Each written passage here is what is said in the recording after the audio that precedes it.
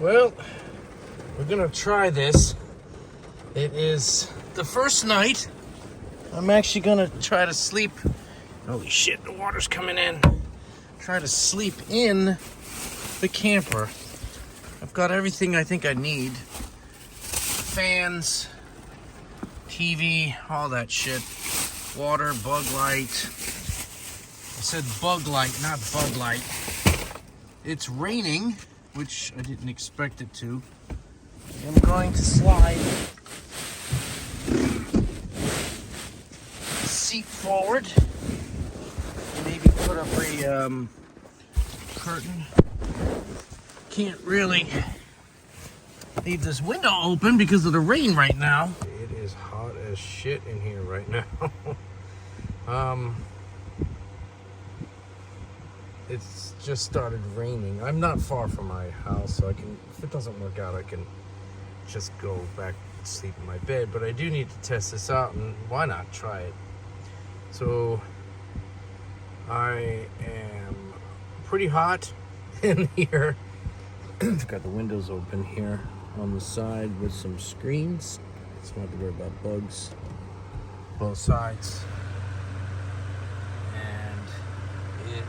There was no air circulation, so what I did was I brought in this fan. But the fan is using 53 watts, so it'll only run for 8 hours before it shuts off because the inverter is not efficient. I need to try a 12-volt fan. Air conditioners are out of the question. They don't cool enough, plus they also draw way too much power, so I don't even have a sheet on. Definitely not going to need a blanket. Not even using the fridge right now because there's nothing in it. But I do have my TV, which I'm going to watch and go to sleep. Let's turn this brightness way down. Yep. Should be able to pull up. And all this is being run off of the Eco River. Plus I'll plug my cell phone. So we'll have cell phone, TV, fan, but no fridge tonight. Because there's no food in there anyway. I guess I'll do an update. FBI. We need to reform the FBI from top to bottom, and that should be a major. Yeah, turn it down a little. So the first lesson is, if it wasn't for this fan, it would be completely unbearable here.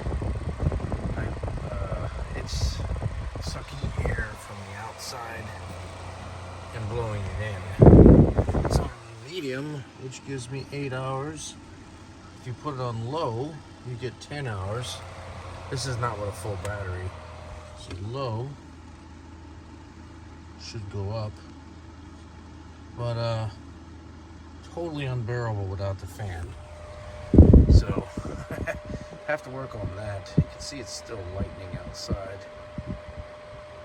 Air conditioning is just not going to work. You can see this is the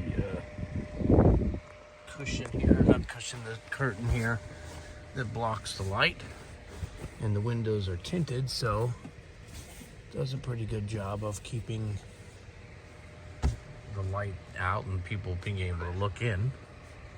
And yeah, overall this is a very comfortable camper. I'm kind of tall though, so my feet are directly against the back of the tailgate and my head is against the driver's seat, but it's still very, very, very comfortable. So as long as you're not taller than this, it's okay. This is an example of stealth camping, where you're trying to camp somewhere with the windows all closed and doesn't look like anything obvious. Obviously, you could open up the back, put a screen there, and really enjoy your camping. But this is a stealth test a stealth camping.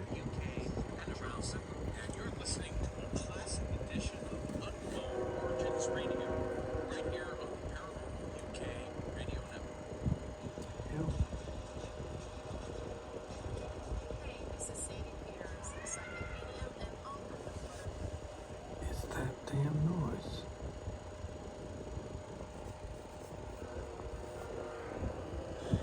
So I'm gonna put the Bose sleep buds in because of this train going by. I forgot about that.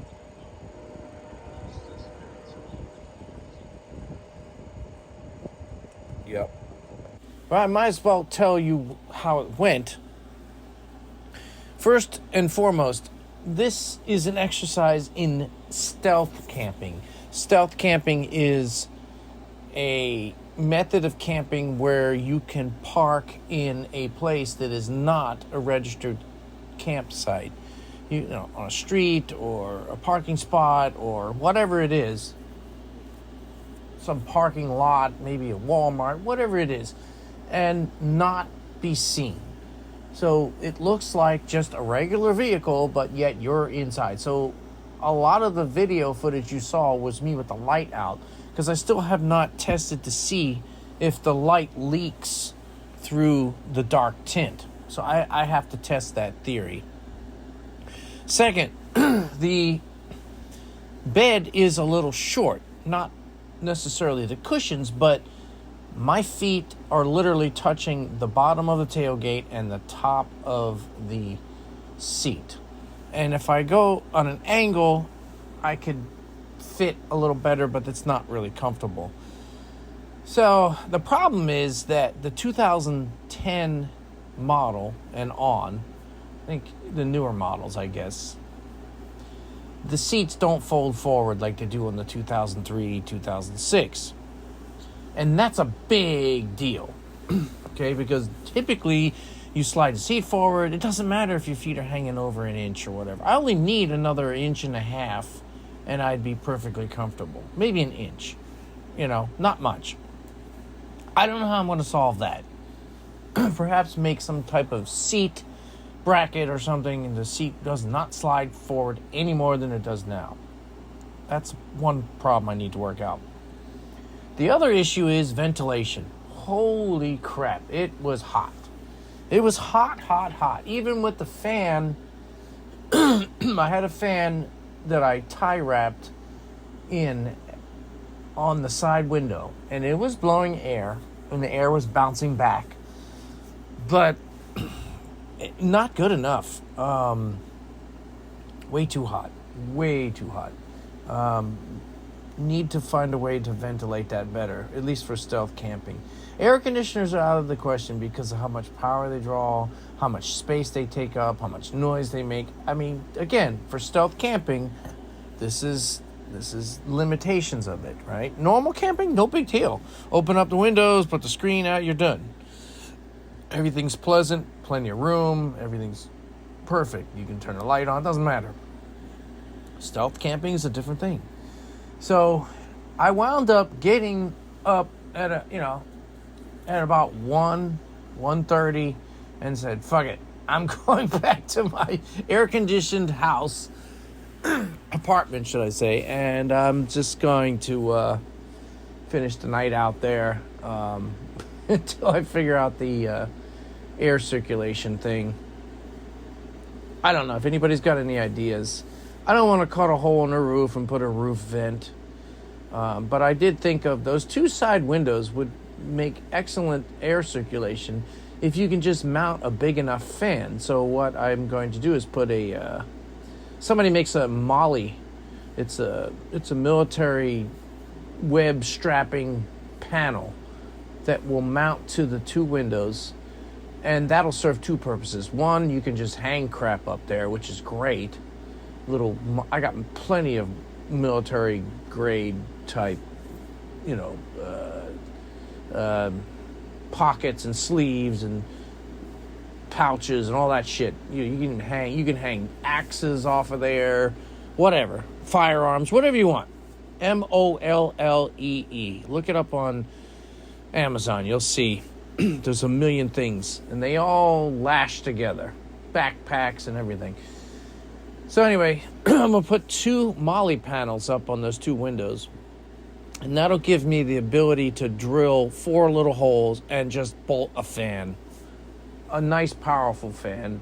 A nice, powerful 12-volt fan that doesn't use 40 to 50 watts just to move some air. The efficiency loss going from the battery over the inverter is at least 15-20%. So, you're losing, you're only getting 85% out of it, which sucks. A 12-volt fan won't do that. And of course, you can also have a speed control, so you don't have to have it on full blast or off. So that's easy. $16 for a speed control, and I'll find a fan that's 12 volts. But anyway, it was a good test for the first night. I think that I'm going to change a few things around. And I am tired as shit right now because how much sleep I didn't get. But it was fun.